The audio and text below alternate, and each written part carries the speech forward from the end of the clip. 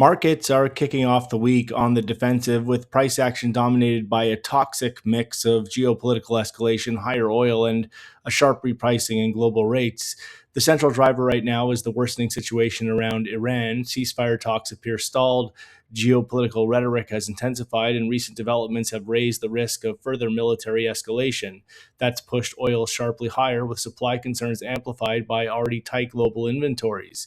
The knock on effect has been a powerful move in rates. U.S. Treasury yields have surged, with the 10-year pushing back toward the mid 4.6% area and long end yields at fresh cycle highs. The move is being driven by renewed inflation fears tied to energy alongside growing concerns about fiscal supply globally. Similar dynamics are playing out in Japan, where yields have pushed to multi decade highs amid fresh debt issuance plans.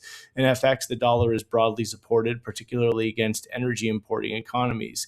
The U.S. retains a relative advantage given its status as a net energy exporter, insulating it from the worst of the oil shock. That's translating into downside pressure on currencies like the yen and euro, while commodity linked FX is more mixed, benefiting from oil on one hand but weighed by risk aversion on the other.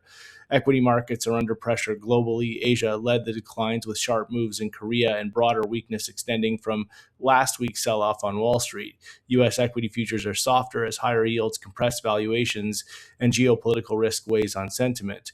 Commodities are the key outperformer here, with oil firmly in the driver's seat. The rally reflects both immediate supply risks and a deeper concern that there is very little buffer left in global inventories.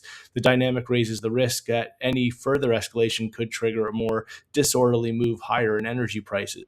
At the same time, China remains a drag on the global macro backdrop. Recent data has undershot expectations, reinforcing the view that global demand is fragile at a time when supply side shocks are intensifying.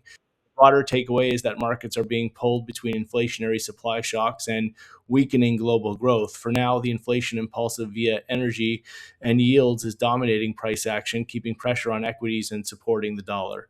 That's all for now.